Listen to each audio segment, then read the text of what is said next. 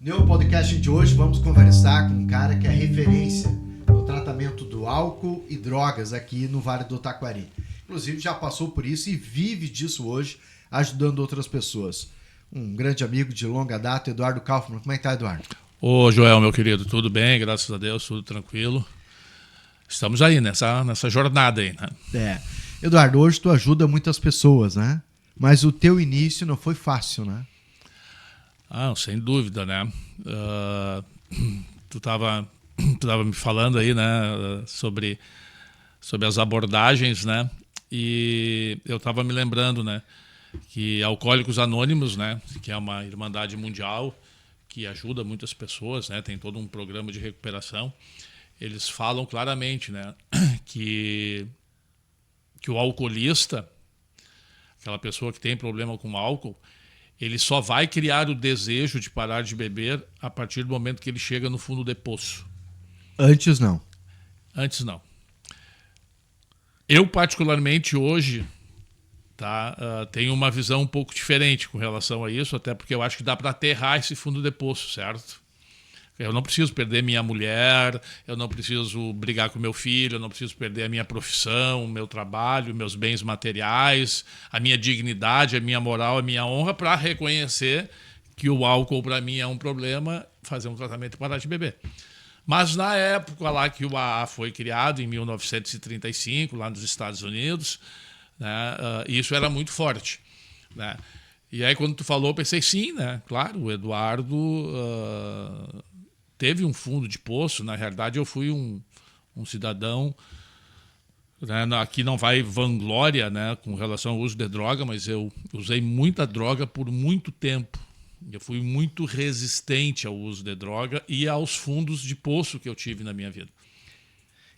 E por que começou isso? Porque se fala que quando alguém vai para as drogas, ou é por uma aventura, ou às vezes a falta de alguma coisa. Falta dos pais, falta do emprego, falta da sociedade que vê, e aí a droga é um amuleto. Como é que foi para ti isso? Na realidade, tecnicamente, a gente diz que a dependência química é uma doença multifatorial. São múltiplos os fatores que levam um indivíduo a se tornar dependente, né? Quando eu comecei a me analisar nesse espectro, assim, eu vi que realmente eu tive várias coisas que fizeram com que eu me tornasse um dependente. Em primeiro lugar, a questão cultural, né? Eu sou de uma família onde sempre se bebeu, né? A família Kaufmann, historicamente, eu até brinco, né, que a família Kaufmann, se tu fizer a árvore genealógica, dá um pé de cana, né? Porque tinha um consumo de se encontrava, de a bebida aguardente. fazia parte. Exatamente, né? Vô com problema, tios, pai, né? Enfim. Pelo lado materno também, de uma certa forma, um pouco menos, mas também tinha. Além disso, eu vivi numa época onde se fazia muito, mas muita apologia ao uso do álcool e as outras drogas, né? O cigarro, inclusive. Não, sem Quem não dúvida. fumava não era bem visto. Não, eu sou do tempo que se tu parasse no Cine Avenida, ali no domingo de noite, sem um maço de Carlton no bolso, tu não era homem, né? Sim. Entendeu? Ou tu era quebrado, como costumavam dizer, né? Então, também, assim, uma geração aqui no Brasil pós-Woodstock, né? Então se fazia muita apologia àqueles ícones do rock and roll que tinham morrido de overdose, uma coisa super doentia, né? Porque Sim. os caras se mataram de tanto usar droga e a gente ficava cultuando isso como sendo uma coisa bacana, né? E os clubes sociais, era muita festa, muita bebida, né? Enfim, então... Eu sou o mais novo de 5 irmãos, né? Então eu me espelhava na turma dos meus irmãos mais velhos. Então, por exemplo, no Tiricaça, na época, era moda lá nas famosas taquareiras, estacionar os carros em círculo, no meio um barril de chopp e ficar ali escutando música e bebendo até altas horas da madrugada, né? Pessoas alcoolizadas e tal. Então eu achava isso o máximo, queria participar disso, né? E tudo mais. Então, claro, tive também alguns outros pequenos ou grandes traumas. Eu perdi minha mãe muito cedo, meu pai teve sérios problemas com álcool, né? Eu fui meio que criado na rua, no sentido assim, não que morei na rua, né? Sim, mas... Teve pessoas da minha família que me deram guarida, mas assim, muita liberdade. Ninguém me botava limite, entendeu? Então eu fazia aquilo que eu achava que tinha que fazer com aquela idade que eu tinha, né? Então por aí eu tive a experimentação, né? E logo desenvolvi tolerância, né? Eu hoje tenho bem claro para mim, né? Já com 16 anos de idade eu já tinha critérios diagnósticos para alcoolismo. Com 16 anos. Com 16 anos. Mas eu lembro que tu contou uma vez em uma entrevista na rádio que tu começou a beber quando criança, com umas garrafinhas também, né? Tu tomava, inclusive, já experimentava de outros adultos, né? Sim, não, curiosidade. Ficava, né? E tomava. que é um dos fatores, né? Dos múltiplos que podem levar a pessoa, né? A curiosidade, mas por que essa curiosidade? Porque via os outros adultos bebendo, então tinha curiosidade. Eu me lembro até, tinha uma fábrica aqui de chocolate da nossa região, tinha garrafinha de licor, então na Páscoa era proibido dar para as crianças, mas eu ia lá no ninho dos adultos e pegava, né? Porque era proibido, né? E tinha uma certa quantia de álcool. Tinha, né? Tinha um licorzinho ali, né? Certo? A questão do final de semana, caipirinha, né? No churrasco e tal. Eu adorava pegar e levar o copo, né? Para a cozinha, né? Para comer o açucrinha, né? Que tinha dentro. Claro que tinha resíduo ali de álcool, né? Entendeu? Então, foi realmente dessa forma aí que foi acontecendo. Hoje tu é consultor, né? Ajuda outras pessoas a sair, é palestrante, vive disso hoje, ajudando outras pessoas a abandonar o vício do álcool, drogas e afins, né? E problemas emocionais, inclusive, causados devido a isso. Tu falou uma palavra que me chamou a atenção, limite. Hoje, a sociedade também, né? Nós somos de uma geração, né, Eduardo? Que primeiro o pai não pegava no colo e dizia que amava. Né, o pai e mãe, né? Hoje nós pegamos no colo, carregamos, chamamos de minha princesa, meu rei, príncipe da minha casa. E às vezes também não damos muito limite. Como tu que vive nesse meio, inclusive com adolescentes que também entram no mundo das drogas e do álcool. Joel, a gente ouve muitas pessoas dizerem hoje, né, que a gente... claro, não levando para o viés político, mas para dar um exemplo, né? A ditadura do STF, né? Mas eu acho que nós temos uma ditadura muito mais forte dentro da nossa sociedade, que é a ditadura dos filhos, né? Está invertido os papéis, né, Joel? Hoje quem manda na casa são os filhos, não são mais o pai e a mãe. É diferente do que era há alguns anos atrás. Certo ou errado, olha, no meu ponto de vista, eu vejo que o resultado não está sendo legal. O resultado não é bom. Claro que não, né? O resultado não é bom, porque e é uma coisa óbvia, né? Se tu vai ver uma criança, um adolescente, ele não está nem apto mentalmente para tomar decisões e fazer as escolhas na sua vida, que dirá na vida das outras pessoas, porque ele não está nem com o cérebro formado ainda.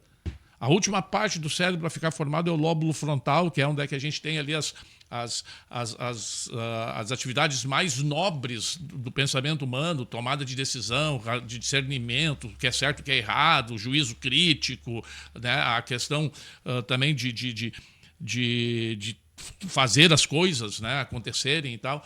Entende? Então, por exemplo, né, quando a gente era mais novo, a gente ia num restaurante almoçar com o pai, com a mãe, isso que ia uma vez por ano, né? Quando ia. Quando ia, né? E aí quem dizia onde é que a criança ia sentar, quem dizia o que ia comer, etc e tal, era o pai e a mãe, né? O pai, geralmente, né? Cara, hoje, se tu vai em qualquer pizzaria, em qualquer restaurante lajado e fica observando, as crianças chegam e elas dão o menu, o cardápio, onde é que vão sentar, o que vão escutar, a sobremesa, o que vão beber. As crianças mandam, elas escolhem, elas ditam aquilo que é para ser feito. E se fazem isso nessa situação, fazem em outras também. Né? Então, na realidade, não tem mais essa questão de limite, né? É muito raro encontrar isso. Bom, tu trabalha com isso. E agora, eu tô falando sobre isso, me veio uma pergunta, tá? Será que os pais não estão doentes e eles é que precisam de ajuda? Porque fazem, muitas vezes, tudo que os filhos querem para demonstrar amor ou fraqueza dos próprios pais, será que não é isso? Não, sem dúvida, né? As famílias estão muito adoecidas nesses aspectos e se tu pegar dentro da questão, então, da dependência química, elas já estão fragilizadas e aí elas se perdem completamente, né? Ontem eu entrevistei um rapaz no De Cara Limpa, né, que eu fiz questão de levar ele lá no programa e, né, falei com ele antes, né, porque tem toda aquela questão de abrir anonimato, né, aquela coisa toda, e ele disse, não, Eduardo, eu vou porque nós vamos estar ajudando as pessoas. Por quê? Porque eu queria dar como exemplo o tratamento dele, porque na realidade não foi só ele que se tratou. A família dele se tratou e ainda está se tratando também. Porque a família se deu por conta que já tinha alguns problemas com o adoecimento dele, com o uso de substância dele, potencializou ainda mais essas questões, né? Então estava todo mundo doente dentro da família. Tá? Então, e hoje qualquer tratamento para dependência química, né, ele contempla esse tratamento familiar. A gente faz isso também lá na DK Consultoria. Né? Ou seja, às vezes quando tem um indivíduo que cai nas drogas ou no álcool, a família é coparticipante dessa atividade? Sem dúvida, e se torna codependente. Também se torna codependente. Inclusive, Joel, por incrível que pareça, tendo comportamentos muito semelhantes ao próprio usuário. Como assim? Esse é um bom exemplo.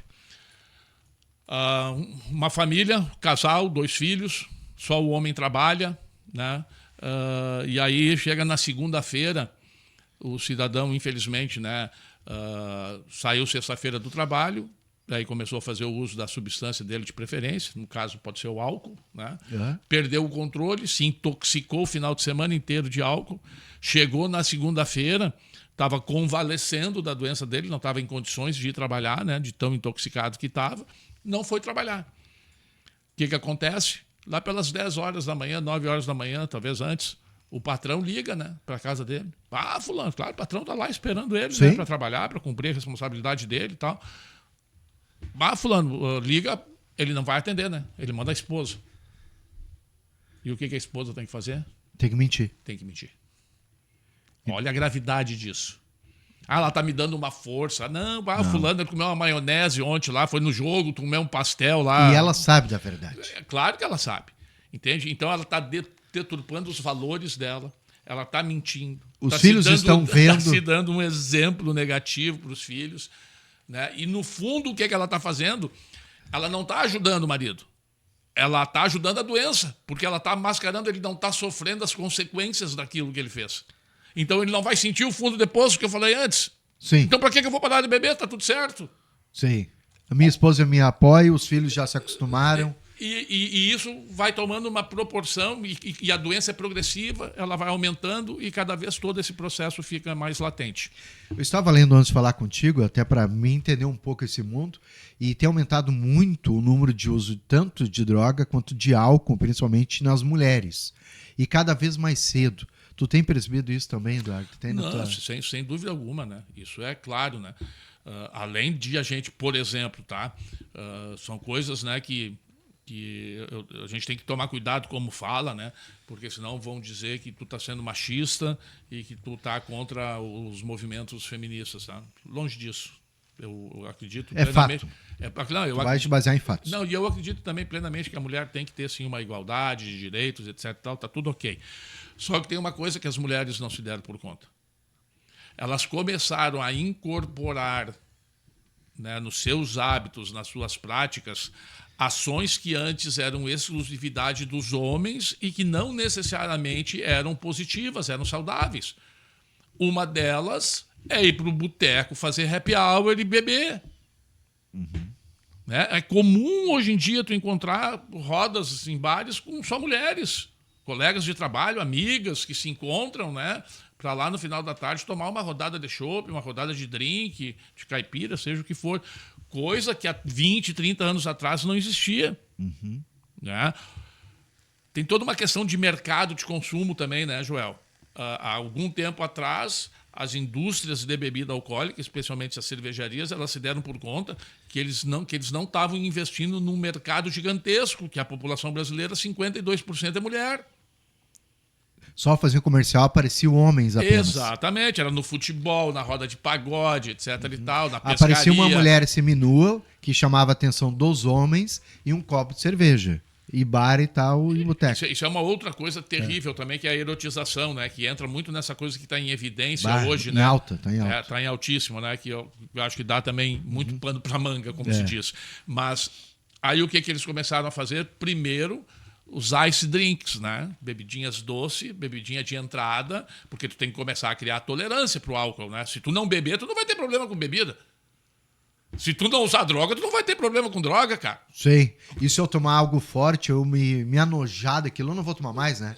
Me repunou, não ficou legal. Existe essa possibilidade. Né? Mas se for algo leve, que eu vou... É mais ou menos assim? As antigas Keep Cooler, etc. Sim, e tal, né? E aí começou os drinkzinhos femininos. Outra.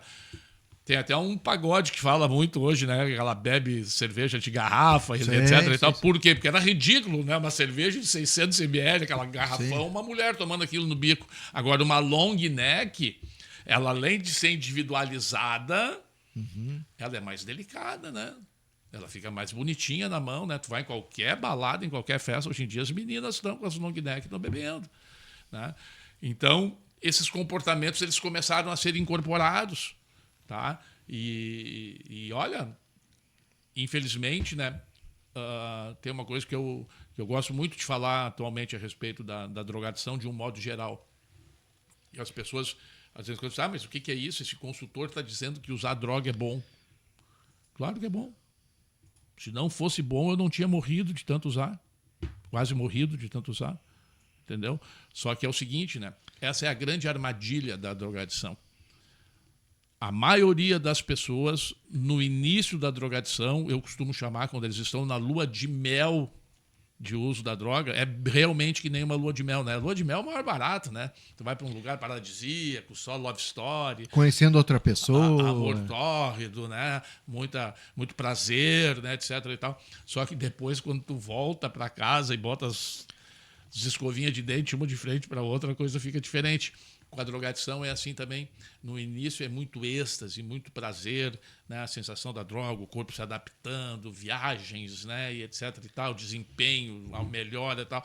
Só que com o passar do tempo, quando a tua tolerância vai aumentando para a droga, que tu precisa usar uma quantidade maior para ter o mesmo resultado que tu tinha antes com menos, e aí começa a apresentar uma série de consequências até no sistema neurobiológico do indivíduo, alterações de sinapses e etc e tal, aí começa a vir o problema. Aí eu costumo dizer que a gente para de usar a droga e a droga que começa a usar a gente. Entendeu? Então tem muito isso, né? E muitas vezes essas meninas, como os meninos, vão para as festas e as primeiras experiências são legais, né? E aí é óbvio, né? Por que as pessoas voltam a fazer o uso? Porque se identificaram com o resultado, gostaram daquilo. Bom? Claro, se tu for num restaurante comer uma comida ruim, tu não vai mais lá comer, né, cara? É verdade. É óbvio, né? É óbvio. Né? Se tu der um beijo numa menina e o beijo for ruim, tu vai preferir beijar outra que beija melhor. É da natureza, entendeu? E aí, então, a droga gera muito isso. Isso gera um outro problema, Joel, lá adiante. Quando a pessoa resolve parar de usar droga. Sabe por quê? Porque o que está gravado na memória química dela não é a dor e o sofrimento que ela teve, que ela causou nos outros. É aquelas primeiras experiências que foram prazerosas. Então, são os picos de satisfação. Exatamente. Aí quando dá a tal da fissura, o cara esquece de tudo que deu de errado e lembra só daquilo. E ele vai em busca daquela primeira sensação. Só que ele não vai ter mais ela. Eduardo, muitos fazem vários tratamentos e não conseguem sair. Faz 1, faz 2, faz 3, 4 tratamentos e não cura ou para droga ou para o álcool. Tem cura? Alguém que já fez vários, não foi o momento certo da pessoa, a clínica não era ideal, o consultor não pegou muito pesado ou pegou muito leve? Qual a tua experiência para falar sobre isso? Ou todo mundo tem o momento certo? Na realidade não tem cura, né, Joel? A doença é crônica. Não tem. Não existe cura para dependência de álcool ou de outras drogas. Mas apesar de não existir cura, isso assusta, né? Quem escuta isso, nossa, né? Mas então por que se tratam? Por que se internam? Porque existe tratamento, tá? E a gente consegue estacionar a doença a partir do momento que você entra em abstinência. Para de usar. E aí, obviamente, ainda, né, tem que fazer um trabalho de recuperação. Por isso que o tratamento da dependência química a gente chama de recuperação. Recuperar a ação. Porque tu teve todo o teu sistema de vida degradado, físico, mental, comportamental, espiritual, social, profissional, afetivo, emocional. Tudo isso tem que ser tratado, né? Para o indivíduo ter uma recuperação o mais plena possível. Em alguns casos ficam sequelas. Por exemplo, muitas vezes eu tenho lá um cidadão que eu estou tratando que que o filho dele rompeu com ele há 12 anos, não conversa mais com ele, não quer nem saber dele, por causa das consequências do alcoolismo dele. Ele está sem beber já há 5 anos, né? E tem que aprender a lidar com esse trauma psicológico, com essa dor afetiva. Reconquistar o filho. Ele vai ter que Talvez não, né? Talvez simplesmente aprender a lidar com essa perda, né? Talvez nem consiga mais. Não, porque a gente não consegue recuperar tudo, né, Joel? Joel, eu vou usar a minha... Mas é forte. Eu vou usar a minha experiência pessoal agora. Eu fui um cara que, infelizmente, eu fiz muita coisa errada por causa da droga. E hoje eu encho a boca para dizer que foi por causa da droga. Porque eu parei de beber e de usar droga em 1º de junho de 1998. Eu nunca mais precisei dar 171 em ninguém, nem mentir para ninguém, nem roubar ninguém. Para viver tranquilamente. Nunca mais me faltou nada da vida e eu não precisei fazer nada de errado para viver. Então, aquilo que eu fazia durante a minha vida de drogadição era muito motivado pela droga, ok? E teve algumas pessoas que eu lesei aqui na cidade, aqui em Lajado, tá? Que me perdoaram, que hoje continuam sendo minhas amigas, que a gente conversa, que, né, me respeitam, etc. Mas tem gente que até hoje não me cumprimenta. Devido àquilo. Devido ao quê? Tu fez pequenos furtos, tudo... 171, né? Eu mentia. Tipo assim, pedir dinheiro emprestado e não pagar, sabe? Essas coisas. Que a maioria do dependente químico faz. Tá entendendo, João? Que a maioria do alcoolista faz muitas vezes. Tá entendendo? Que é estar sem saída, precisa, tu tem necessidade ou outras questões, né? Muitas vezes nem é para droga, mas em função da droga tu não tem condições de conseguir, tu precisa para fazer outra coisa, tu tá com a cabeça toda embaralhada, né? E tu não tem mais sentimento por ninguém nem por nada, então tanto faz como tanto fez. E tem sim, dentre essas pessoas, né, algumas que eu gostaria de ter a amizade delas de novo. Mas elas não querem mais e tá tudo certo, eu tenho que aceitar isso. Quem errou fui eu. Mas aí precisa uma reconstrução muito grande aí da tua parte para não ficar magoado, para não ficar chateado, para não perder o sono, para não ficar diminuído, para não estar com baixa autoestima, para conseguir seguir adiante, etc. e tal. Por isso que eu falei, as pessoas muitas vezes não entendem e acham realmente que é só levar para a clínica que está resolvido o problema.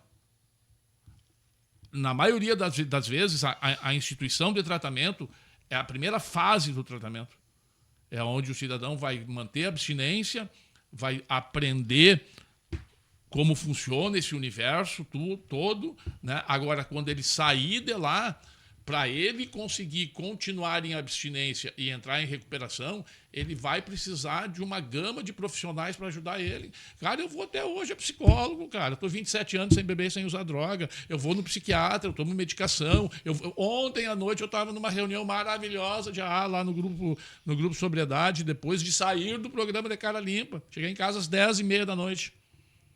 Isso é importante para ti, por quê? Porque dá a manutenção da minha recuperação. A minha doença é crônica, ela não tem cura. Se eu diminuir a intensidade do meu tratamento, a minha doença pode aumentar e me sobrepor, tá entendendo? E aí eu corro o risco de voltar a beber e usar droga. Aquele que fuma, entre eles, o meu pai fumava, minha mãe fumava, a minha mãe diz que nojo, ela não consegue mais com o cheiro do cigarro. Meu pai já falecido há 2 anos, mas ele disse que de vez em quando sentia vontade de fumar e tinha que se controlar. Acontece a mesma coisa contigo, enquanto a vontade de beber, a vontade da droga, ou não? Tu te bloqueia tanto que ou cada caso é um caso? Com o passar do tempo, Joel, tá? Essas vontades elas vão diminuindo, tá? Mas é incrível. Em alguns momentos dá assim uma certa nostalgia do uso. Ou o cheiro, o ambiente. Vou te dar um exemplo. Olha onde é que eu fui, onde é que eu estava domingo. Domingo não, foi sábado. Eu fui com a minha esposa, minha irmã lá de Porto Alegre, minha sobrinha, no Poa Blues Festival. Tá? Então, um festival de blues lá na Redenção. Não preciso te dizer mais nada. Quando começou a cair o sol, né? Aquele ambiente, aquela música. Que todo gato vira pardo, né? Cara, uma maresia de cannabis, né, de maconha absurda, né? Todo mundo bebendo, etc e tal. Começou a me dar uma nostalgia, assim, tá? Eu já tinha escutado bastante som, eu digo, ô Zu, vamos? Sério? Bora. Pô, a esposa tem que ser muito parceira também, Cara, né? Tem que entender, né? Não, sem dúvida, né? Ela tá casada comigo, ela sabe do meu problema. Assim como eu sei das inabilidades delas e das vulnerabilidades dela, e eu respeito. Ela tem que respeitar as minhas também, ou pelo menos ser parceira, como tu disse, né? E tal, a minha irmã também, não, tá certo, vamos embora. Porque tava demais, tá entendendo? Sim. Já tinha visto alguns shows, Tava legal. já tava legal, vamos jantar em algum canto aí e tal, entendeu? Então, isso ocorre, tá? Já aconteceu comigo de estar na beira da praia, lá em Santa Catarina, curtindo, né? Uma pinheira, numa boa, daqui a pouco olhei pro lado, me vem o cara com aquele copo de caipira, Joel, com moranguinho, geladinho, saindo fumacinha pra cima, assim e tal. Cheguei, né, a salivar, né? Mas aí, vou lá no meu cooler, que já está preparado para isso, né? Aguinha de coco, refrizinho, suquinho disso, suquinho daquilo. Se eu quiser fazer um drinkzinho, eu faço, etc e tal. Tem um chimarrão, entendeu? Então, isso é uma outra coisa, né? A gente, para poder enfrentar todas essas barras, essas situações que vão acontecer ou não, o cara vai ter que mudar o estilo de vida, né? E isso é muito difícil, né? As pessoas... Ontem eu falei para um cara, né? Ô, meu velho, eu falo no grosso, assim, no popular mesmo, sou meio conhecido como analista de Bagé, né? Que na volta eu saio dando joelhaço no saco de todo mundo. E é assim mesmo que funciona. Cara, lugar de bêbado que quer parar de beber não é na bodega. Lugar de drogado que quer parar de usar droga não é andando com drogado ou estando na boca que vende droga. Tu tem que estar em tratamento, tem que estar em recuperação, vivendo em família, buscando uma espiritualidade, fazendo um caminho diferente. Se tu fizer o mesmo caminho, o resultado vai ser o mesmo, né, cara? Vai ser o mesmo. Tu fala agora, tu entra num outro viés, que são as amizades, né? As amizades levam a gente, né? A sociologia tem uma frase que eu acho fantástica, até o reflexo do meio que tu vive, né? Então, tu vive com pessoas que leem, tu obviamente vai ler. Teu pai é marinheiro, tu vai viver no rio, tu vai gostar de água, né? Em geral é isso. E geralmente as pessoas, né, os adolescentes, quem está nos acompanhando, os pais que estão vendo isso, como ter boas amizades para os filhos, porque os nossos filhos vão seguir muito a onda dos seus amigos, não é? Não é por aí que começa a droga, muitas vezes a bebida? É outro fator, né? A pressão do grupo, né? A pressão de grupo existe. E não precisa ser só na escola, lá, enquanto adolescente, porque tem muita gente que começa a beber e a fazer uso de droga já com uma idade mais avançada, tá? Não é necessariamente só na adolescência. Claro, a incidência maior é na adolescência para a juventude. Mas também. Por quê? Porque se tu vai trabalhar numa empresa que tem a cultura do gerente do setor dizer assim, se nós cumprir a meta, sexta-feira a cervejada é por minha conta. Aniversário, não, tem que pagar uma caixa. Né? Tem esse hábito, tem essa cultura, né? É a mesma coisa, tu vai para dentro de uma escola aonde, né, lá no fundo sempre tem aqueles, né, antigamente eram os cabeludos, né, e tal, hoje não necessariamente, né, mas que sentam lá no fundo, que são os caras que são os bambambam da escola, etc e tal, tá? Tu quer te aproximar deles, tu quer participar daquele meio, daquele grupo, tu tem que estar ali, e aí quando tu te aproxima, tu vai vendo, não, mas eles fumam cigarro, já começa. E precisa ter um equilíbrio disso, porque a gente fala não pode soltar demais o filho, tu falou antes de limite, porque ele vai andar com pessoas que talvez tu não aprove, né? Mas tu ficar só com o filho contigo, ele não vai aprender a se virar quando diante de uma situação. Qual que é o equilíbrio, Eduardo? Tem que buscar esse equilíbrio e ter o diálogo. Né? Ter o diálogo. Mostrar. Por exemplo, hoje eu vejo muito os pais apavorados com as filhas e os filhos por causa do funk. Tá? Você dá um exemplo. Né? O funk, suas letras apelativas, eróticas, pornográficas, é um troço absurdo. Não estou falando do funk que muitas vezes rola na rádio. Estou falando do funk que está na web aí, né? E tal, que a gente não vê no comercial. Eu lembro da minha época, quando eu escutava rock and roll, meu Deus do céu, minhas tias ficavam com os cabelos em pé e me xingavam e diziam para não escutar, etc e tal. Mas elas nunca sentaram comigo e me explicaram, olha, o rock and roll faz meio que uma apologia a algumas coisas que não são muito legal, quem sabe tu presta mais atenção, né? Olha só, isso aqui, tem esse outro tipo de música aqui que talvez possa ser legal também, etc e tal. que é necessário fazer. Né? E a gente vê alguns pais fazendo isso, sentando, tendo diálogo e explicando. Né? Inclusive, posso usar o meu exemplo de pai. Né? A gente sempre colocou para a nossa filha que a partir do momento, né, que a situação começa a ficar, não é brega, né, mas que fica vulgar, né, na questão principalmente sexual, do corpo, etc. e tal, não é algo que vai agregar alguma coisa na vida dela. Né? E ela tem essa consciência hoje. Tá? Não que ela não escute funk, ela escuta, mas ela não escute aquele funk que diz senta aqui na minha... Tá entendendo? Tem outros funks aí que dá para escutar, entendeu? Porque o ritmo do funk é legal, assim como o rock and roll é legal. Sim. Entendeu? Então a gente diálogo. tem que... Diálogo, né, Joel? Diálogo. Conversar. Né? Porque é uma coisa incrível, né? Que a gente também tem que muito se preocupar hoje, né, em questão da comunicação por intermédio da informática, né, dos aparelhos eletrônicos, etc. e tal. O celular, o tal do WhatsApp, etc. e tal, eles são fantásticos, né? Porque eles nos aproximam de quem está longe da gente. Eu ontem mesmo falei com um amigo meu que está na Dinamarca, por chamada de vídeo. Maravilha, né? Maravilha. Fantástico. Fantástico. Tá? Só que muitas vezes afasta quem está perto. Tu não fala quem está ao teu lado. Eu não tenho nenhum receio de dizer, já aconteceu, de eu, a minha mulher e a minha filha estarmos na sala com a TV ligada e cada um zapeando no seu celular. Aí depende de dar conta, né? O que está acontecendo, né? Porque é muito comum isso, muito fácil. E é muito sedutor. Agora, uma outra coisa é a questão das drogas, né? Antigamente, na tua época, a droga mais pesada, certo, era a cocaína e a droga de entrada, a maconha.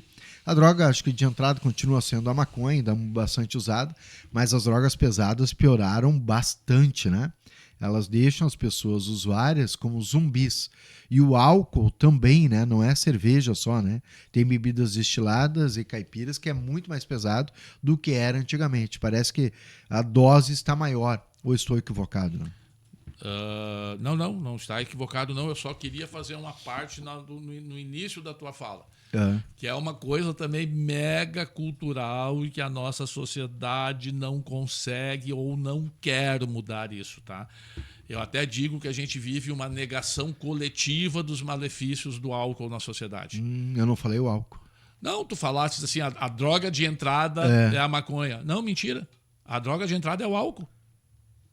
A droga de entrada é o álcool. O último LENAD, Levantamento Nacional para Álcool e Outras Drogas, que terminou em 2017 no Brasil, então bastante recente ainda. Início de consumo de substâncias psicoativas no Brasil, 12 anos e meio de idade, em média. 12 anos e meio. Isso é um absurdo. A criança ainda. Criança. Qual a droga? Álcool. Vamos combinar, né? Não é na balada e nem no boteco, né? Não. É em casa. Porque tem em casa, né? Porque os pais usam, porque etc. Claro, muitas vezes é sem a permissão do pai e da mãe, ok, mas está ali, falso acesso, etc. e tal. Então, a droga de entrada é o álcool. Vou te dizer outra coisa que também a gente tem que se dar por conta com relação ao álcool. Eu usei quase todas as drogas aí que tinha na época para usar. Eu estava trincadaço de cocaína, mas eu sabia o que eu estava fazendo. Eu estava chapadão de maconha e eu sabia o que eu estava fazendo. Eu tomava anfetamina, que tinha muito naquela época, né, que é um efeito semelhante ao da cocaína e tal, e eu sabia o que eu estava fazendo. Agora, quando eu bebia, velho, eu fazia coisas que no outro dia os outros me contavam e eu até duvidava. Sério isso? Sim, porque o álcool tira o senso crítico das pessoas. A gente faz coisas alcoolizados que jamais a gente faria se estivesse sóbrio. Diz o que não quer dizer, aborda quem não é para abordar, entendeu? Se mete, fica inconveniente, a piada fica mais porca, a conduta numa festa. Não preciso te dizer, né, Joel? Tu sabe, e quem está nos escutando sabe disso. Então vocês imaginem um adolescente, nem vou dizer 12 anos e meio, com 15, 16 anos, que está começando a sair Hoje até não entra mais nas baladas, né? Porque tem que ter 18 anos. Mas uma festinha ou outra aqui ali e tal, vai para uma praça, né? Hoje eles usam muito isso, Sim. né? Aqui em Lajeado tem as pracinhas de preferência, né? Etc e tal. Então, lá naquele meio, naquele círculo, o cara é adolescente, está começando a puberdade, interesse pela, né, a libido nascendo, interesse pelo sexo, quer entrar naquele meio, naquele grupo, etc e tal. E aí ele começa a beber. E sob o efeito do álcool, ele acha que é o gigante que sonhava ser, né? E aí qualquer droga que é oferecida, ele não vai saber dizer não, né? Ele não vai conseguir dizer não. Nem a crítica mais ele tem adequada, né? Então a entrada é o álcool. A entrada é o álcool, sem dúvida alguma. E muito letal. E muito aceita pela sociedade ainda, Não, né? sem dúvida. O cigarro era muito aceito e o álcool continua sendo muito aceito. Joel, se a gente for ver, quer ver, fazendo esses comparativos, a sociedade precisa começar a entender isso. Quando eu comecei a beber, tinha 4, 5 marcas de cerveja. Antártica, Brahma, tinha, eu acho que a Serra Malte, Polar. a Polar, e aí, às vezes em quando, alguém trazia lá do Uruguai lá uma Nortenha, uma Patrícia, tá entendendo? E olha lá. Cara, hoje em dia tu entra em qualquer supermercado, a maior gôndola, o maior espaço que tem é de bebida alcoólica, cara. Tu pode beber uma por dia que tu não bebe todas em 365 dias, cara. É um absurdo. Mas é porque tem consumo. Não, mas Se é não lógico, tivesse consumo, mas não a teria. oferta também, né? É claro. A oferta, a oferta cria Oferta e demanda, procura, né? né? A oferta cria demanda. A mídia cria demanda. Por exemplo, eu não via mais propaganda de cerveja na TV há muito tempo. Mas tem uma agora aí que está surgindo bem de cantinho no meio, inclusive em eventos esportivos, que é proibido, né?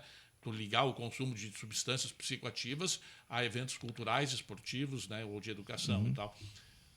Por que agora tem no Campeonato Nacional tem uma propagandinha da Brahma com o Ronaldinho, Nazário, né? Mas tem uma casa de garotas de programa que patrocina. Ah, sim, a Fatal Modas. Aí vai dizer o quê? Para onde estamos caminhando, a sociedade? Tu vai ter muito serviço. Mas, cara,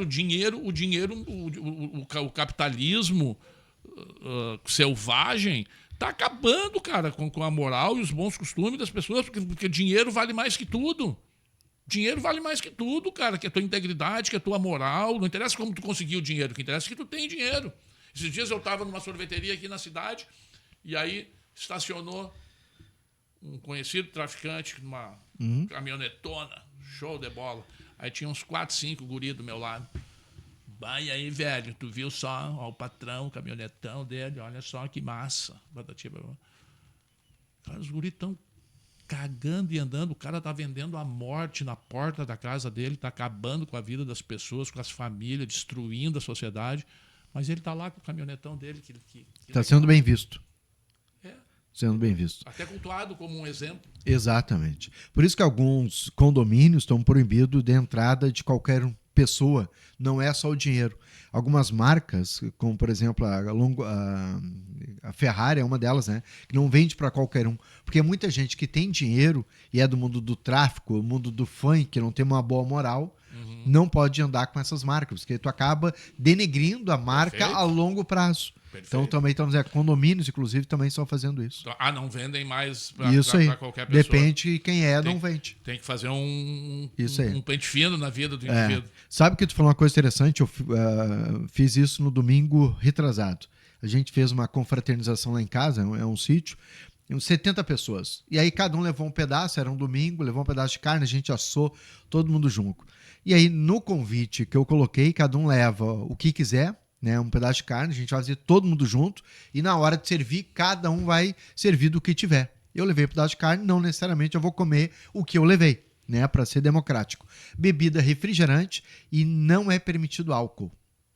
70 pessoas, todos elogiaram e gostaram desse sistema. Eu fiz até, foi a primeira vez, né, para ver se o pessoal vai aderir ou não, porque tinham filhos, famílias e tal, e ficou muito legal. Eu acho que quando tu dá esse passo, dizer, olha, vamos fazer confraternização, como todo mundo mora longe, né? Às vezes outros até de outras cidades, não vamos beber e dirigir até para dar exemplo para a esposa, dar exemplo para os filhos que estão juntos. E funciona, só que a gente tem que querer fazer, né, Eduardo? Perfeito, tem que dar esse passo, tem que dar essa iniciativa. A gente da DK Consultoria, ano passado, em outubro, um final de semana muito bonito, a gente fez uma coisa semelhante, reunimos, aí deu 10 veículos, tinha quase 50 pessoas. E nós fomos a Progresso, lá no sítio dos Campiol, Sim, que tem a cascata cascata, exato. Cara, no mesmo a gente chama a moldes GNA, que é Narcóticos Anônimos. Cada um leva o que vai consumir, só não pode levar nada alcoólico e nada de droga. Chegamos lá, tinha um churrascarão lá, o seu Campiol ajeitou para nós lá e tal. Cara, no churrasco, passamos o domingo inteiro se divertindo, dando risada, conhecendo o lugar, comemos bem pra caramba. Lúcidos. Aí, sobremesa, tudo. Não deu um acidente, não deu uma briga, não deu nada. Tudo certo. Eduardo, quem quiser falar contigo, né? Porque é quase que utilidade pública isso. Quiser tirar dúvidas para os filhos, muitas vezes, né? Marido, esposas, né? A gente tem aparecido na rádio também, mulheres alcoólatras, né? Como faz para falar contigo? A gente vai pôr o teu contato aí. Não, ok. A gente tem, né, os contatos da DK Consultoria nas redes sociais, né? DK Consultoria. DK Consultoria, tá? E também o telefone, né? Que é o 51 984067554, tá? E a DK Consultoria, ela trabalha nos 3 níveis da prevenção ao uso de álcool e outras drogas, tá? Então, o tratamento ambulatorial, não de internação, a gente tem clínicas parceiras que a gente encaminha pacientes quando necessário, né? Mas, assim, no pós-alta também do tratamento, terapia individual, enfim, todos esses caminhamentos. Eu tenho lá a questão dos testes rápidos de tóxico, né, que a gente faz no próprio consultório mesmo, né, que é uma coisa muito interessante, né, para dar uma segurança, né, para as famílias, né, que está tendo tratamento. E agora também a gente entrou, né, Joel, numa coisa que eu acho muito importante, porque a DK Consultoria sempre trabalhou com projetos de prevenção em empresas, né, em escolas, em prefeituras e assim por diante. E as alterações na NR1, né, que são as medidas, as normativas do Ministério do Trabalho e do Emprego relativo à segurança do trabalho e medicina do trabalho, que nunca abordavam as questões psicossociais, a partir de maio de 2025 começam a abordar isso. Não está sendo ainda, a lei já está vigente, mas a fiscalização ainda é pedagógica. A partir de maio de 2026, ela vai ser punitiva e pecuniária, né? Então vai ter valores altíssimos. As empresas vão ter que ter espaços saudáveis que não gerem riscos psicossociais. E a DK Consultoria, através da psicóloga Mariana Azevedo, da enfermeira Luana, do consultor e assistente social Eduardo Kaufmann, a gente se habilitou e nós podemos fazer a implementação de todas essas questões, né, psicossociais dentro das empresas. Então a gente está aí, né, com bastante trabalho, mas muito disposto. Os grupos de familiares, né, da DK Consultoria, todas as quintas-feiras, às 7h30 da noite. Também é só entrar em contato pelo telefone, agendar, a gente marca, explica como funciona e tal. Para os dependentes químicos também. Muita gente não ainda, né, em função do preconceito, dessa visão errada ainda da doença, não quer se expor, entre aspas, indo no A ou no NA. Então, a DK Consultoria tem um grupo mais fechado, só dos pacientes da DK, né? Então, que a pessoa pode vir participar também, tá? Então, que é nas terças-feiras, das 7h30 às 9h da noite. Então, a gente tem uma gama de produtos e de formas de lidar, né, com a situação. Não tem uma fórmula para todo mundo, porque isso não existe. Não existe. Cada caso é um caso. Cada caso é um caso. Por exemplo, se tu tiver alguém que tu me encaminhar lá para tratamento comigo, eu vou fazer uma avaliação desse paciente e, a partir dessa avaliação, eu vou desenvolver o plano de tratamento individual dele. Vou te chamar, vou chamar ele, vou te apresentar isso. Se vocês estiverem de acordo e acharem que é viável, ok, a gente tem o aceite e começa a fazer. Qual foi o paciente mais novo que tu atendeu? Mais jovem? 12 anos. 12 anos? 12 anos. Menino? Menino. 12 anos de idade. Usuário de quê? Cola. Cola? Cola. Isso fazem já... Eu já estou há 27 anos na lida, né, Joel? Então, isso fazem mais ou menos 20 anos. Hoje é raríssimo tu encontrar alguém que usa cola, né? Porque a gurizada já começa a beber gin, né? com 10, com 12 anos de idade, com 13 estão fumando maconha, com 15 já estão cheirando pó, já estão tomando bala, né? E aí... Alguns vão para o crack, hoje tem as metanfetaminas, o próprio MDMA também, né? Que está muito em evidência, né? Então tem muita... Infelizmente tem... É assim, ó, enquanto eu e você estamos aqui batendo esse papo, tentando ajudar as pessoas, trazer uma luz, né, no caminho das pessoas, os traficantes eles estão criando uma nova droga, né, para colocar no mercado, porque é um mercado em ascensão, né, muito exigente. As famílias divididas, mais pessoas doentes, mais pessoas sozinhas. Exatamente. Eduardo, muito obrigado por ter vindo aqui no meu podcast. Foi maravilhoso conversar contigo e obrigado por todas as dicas e as orientações. Não, eu que agradeço, né? Sempre vejo que a gente precisa trazer muito isso para a sociedade, né, João? Porque ainda está, né, debaixo do tapete, né? Ainda está na porta fechada lá, né, e tal. E, gente, ter problema com álcool e droga hoje não é uma questão moral, é uma questão de saúde. É uma saúde. Né? Eu tenho vários pacientes de boas famílias, bem educados, com cultura, né? E que nem por isso deixaram de se tornar dependentes químicos. Infelizmente, fizeram em algum momento experimentação das substâncias, se identificaram, começaram a usar e perderam o controle. Então é isso que a gente tem que tratar. É isso que a gente tem que tratar. E a gente tem que tratar isso com clareza. Com clareza, é verdade, né? Com responsabilidade. Com responsabilidade. Muito obrigado. Esse é Eduardo Kaufmann, consultor, falando sobre drogas e tudo que está envolvido, inclusive de família e os cuidados que precisam ser tomados neste caso. Nós voltamos na semana que vem. Compartilhe esse vídeo, comente e até diga quem você gostaria que estivesse nas cadeiras aqui na próxima semana, aqui no Eu Podcast. Valeu, obrigado, João. Eduardo, muito bom, cara. Paz.